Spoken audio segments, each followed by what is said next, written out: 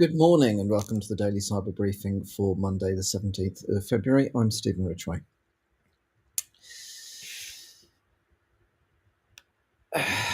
So, there is an active campaign from a probable Russian adversary targeting Microsoft 365 accounts of specific individuals at organizations of interest using device code phishing. So the targets generally are in government, NGO, IT services, technology, defense, telecommunications, health, energy, oil and gas sectors in Europe, North America, Africa, and the Middle East. So basically all the people that you want to disrupt if you want to cause chaos in the Western world. The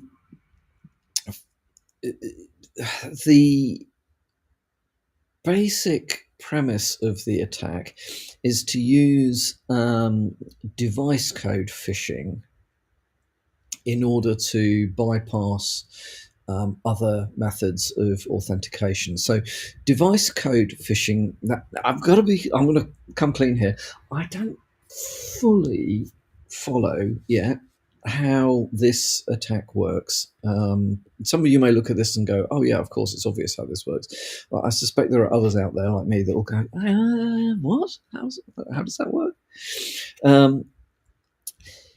It is based on the fact that what they refer to in this article as input constrained devices, so devices that lack a keyboard or browser,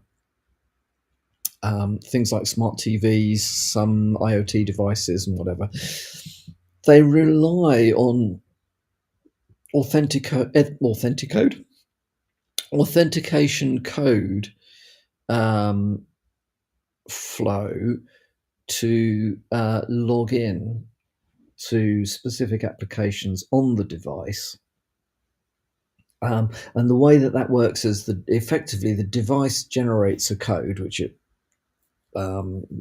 flashes up or sends you in one way or another. You then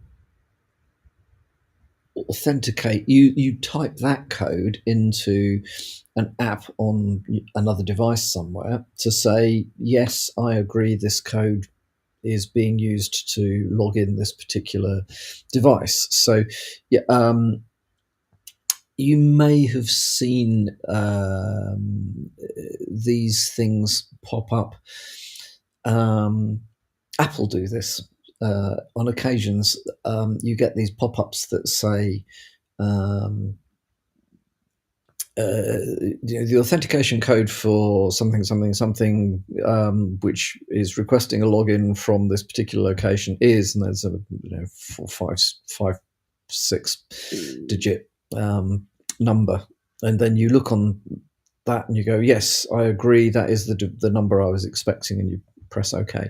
Or alternatively, if you've got something like, I don't know, a Fire TV, Fire Stick, and you try to log into, I can't remember exactly which apps do and which apps don't, but let's say a TV streaming app, rather than force you to very slowly one code at a time, one letter at a time using the remote control, type in your 20-digit complex password, they'll pop up something saying, go to your app on your smartphone and type in the following code. So it uses that, a weakness in that. So you may have multi-factor authentication, complex passwords, and so on the actual apps, but you're bypassing it by saying, okay, if this code, effectively this number, matches the number you're expecting, then, well, that's okay because you're already logged in, so it must be all right then. Now, the starting point is phishing with this, but even prior to, it's not a kind of one-hit phishing. So prior to that, the attackers are generally trying to build some kind of relationship um, with the victim. So this is quite targeted, probably not totally targeted, because you could do this not perhaps at scale as in internet type scale, but you could do this to certain groups of people within an organization. Having gained some kind of, or initiated some conversation and gained some kind of rapport, as they describe it here, with the victim, there's then a message sent with a meeting invitation via, it's either sent via email or I think more commonly by SMS. The victim receives then this Teams meeting. It is using Teams at the moment, and that includes the device code generated by the attacker. And this is the bit where I'm trying to join the dots in my own mind, but according to Microsoft, they say the invitations lure the user into completing a device code authentication request emulating the experience of the messaging service, which provides Storm, the name of the campaign is Storm 2372, provides Storm the initial access to victims' accounts and enables graphic API data collection activities such as email harvesting. So basically, that gives the attacker access to the victim's Microsoft services, and then allows them to do things like generate further codes for persistence. There is an attack flow that is in this particular article. The one this story has cropped up in various places. The article that we're linking to the briefing is from Bleeping Computer because it's the one that I find easiest to understand. But there are also write-ups in other places. GB Hackers has got quite a good write-up of this, although I was left wondering quite how this works. So if you read this particular article and it doesn't make sense to you, try others. There are various others out there. Excuse me. So how do you defend against this? Well, Microsoft proposes blocking device code flow where possible and enforcing conditional access policies in Microsoft's Entra ID to limit the use of device codes to trusted devices or trusted networks. And then also, as always, and a very good one, Microsoft says monitoring Entra ID's sign-in logs and identify, rapidly alert on high volumes of authentication attempts in a short period. Device code logins from unrecognized IPs and so on and so forth. So basically, and as we have been saying for years, good security visibility is really important. And no matter how expensive you may feel good visibility is for your environments, the consequences of not having good visibility can be dire. So, make sure that in your SIEM or your security visibility tooling, you have got alerts that will pick up this stuff. And will hopefully alert on it in real time, and hopefully you've got the people that can act on it in real time as well.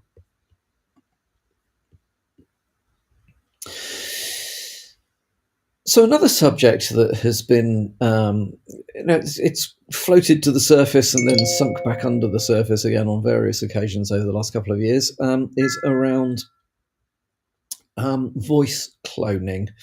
One of the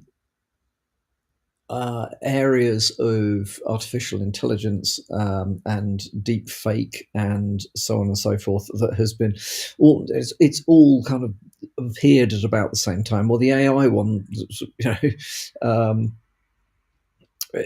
jumped up and ran away, and everybody's gone following it. Well, there's all sorts of other things going on that would leave you a little concerned.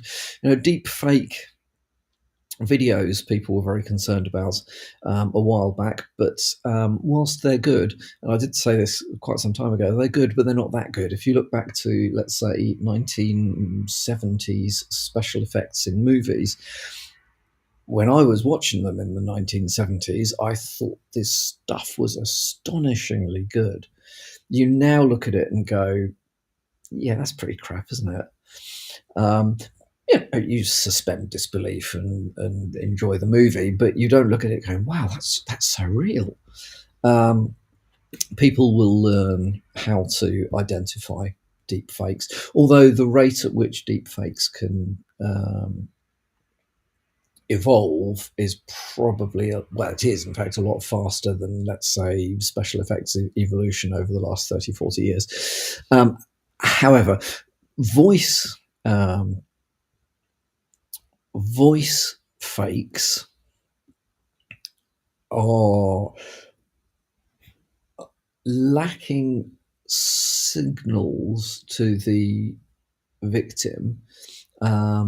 They're only the voice, okay, and so you don't have those visual signals that you might use in combination with maybe little quirks in the sound or whatever it might be that would leave you going, do you know what, I don't really think I am talking to President Putin.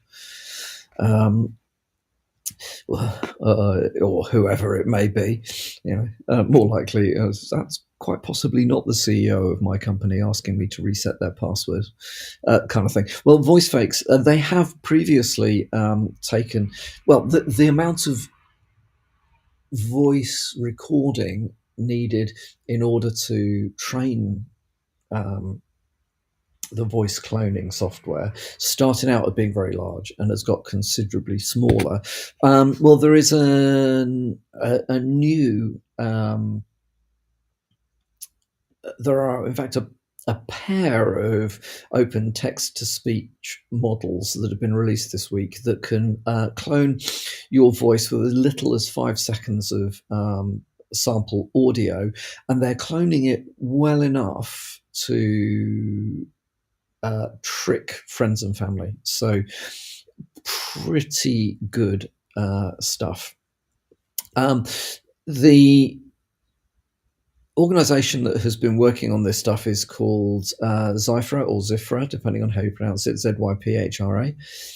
It's a demo environment where you can play with the models. And there is also paid API access. So why has this got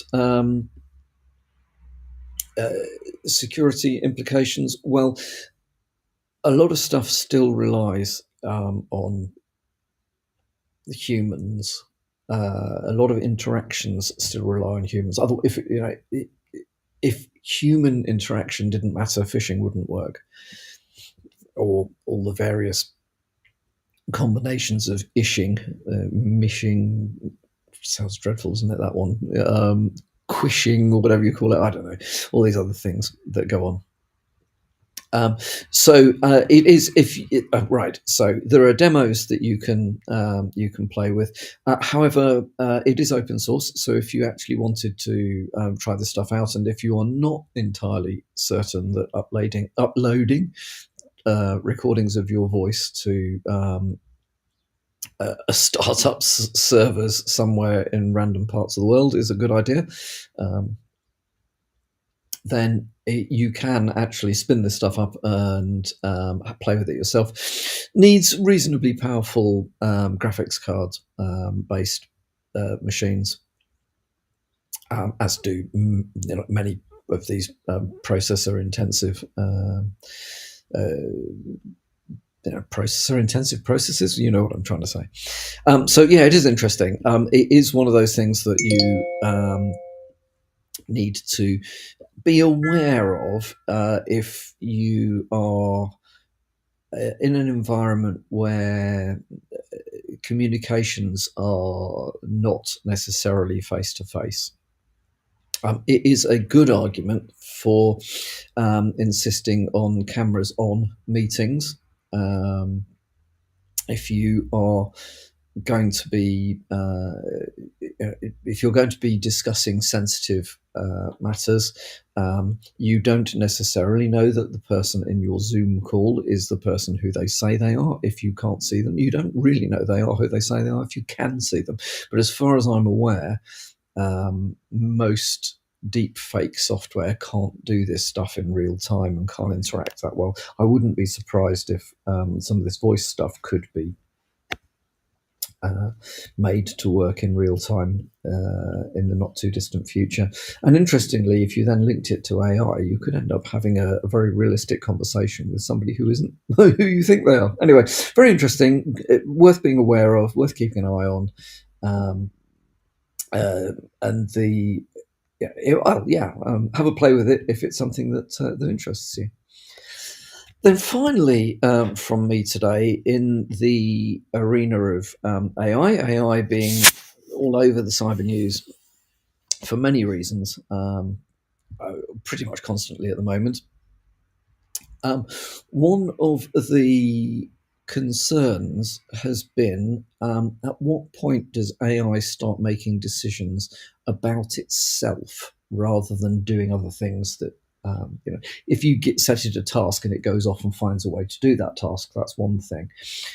If it makes decisions around itself and how it runs, that's kind of a different ballgame. Well,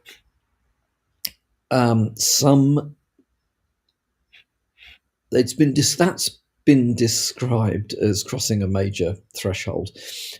This particular threshold is self-replication. So there's research coming out of China that has demonstrated that two popular large language models have successfully created functional copies of themselves. Now, why does this matter? Well, okay, it matters for two reasons. One is there's always been the feeling that if you don't like what AI is doing, you can just turn it off. This is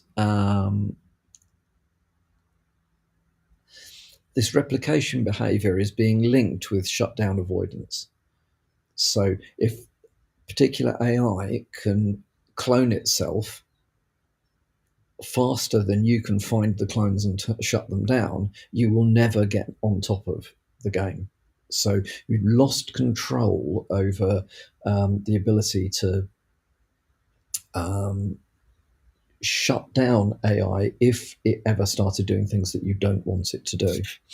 That, I think, is a fairly significant issue. There is also a chain of replication, which is basically once it starts replicating, well, it's exponential if it wanted to be. That could well be a very a very serious issue, again, if you were trying to get on top of this stuff and maintain some controls or whatever over it. It's going to be replicated. It could replicate itself at a rate that you would never be able to get on top of. Now, why does this matter? Well, it matters because it isn't just taking a copy of itself and sticking the copy somewhere else. The AI models have been shown to fix themselves without human interaction. So they will deal with things like missing files. They will work around issues in the replication arena in such a way that they will create a working version of themselves, even if that involves working out what's missing or broken and going away and fixing that or finding files. These models have been seen to do things like terminating conflicting processes, rebooting systems, scanning environments for solutions, looking for files, dealing with missing files and software conflicts, all this sort of stuff, all without human guidance, which basically demonstrates that the AI systems are already showing survival instincts. The argument in the article, they say, well, this means we need more regulation. How is that going to help? Firstly, that it's entirely possible that the AI will simply choose to ignore the guardrails that get put in place when it gets. I don't think we're very far off AI being in a position where it's writing or rewriting its own guardrails. So I think that's quite curious. The other thing is, we know from experience that stuff like having international law and whatever only works when people play the game. So yeah, okay, fine. That will just restrict what goes on in certain parts of the world and make it play nicely. Those aren't the parts of the world that I'm worried about with this. So yeah, very interesting. I think it's worth keeping an eye on this. Because, as we know, Skynet will gain self-awareness and destroy the world. So I hope you have a good start to the week, and I will speak to you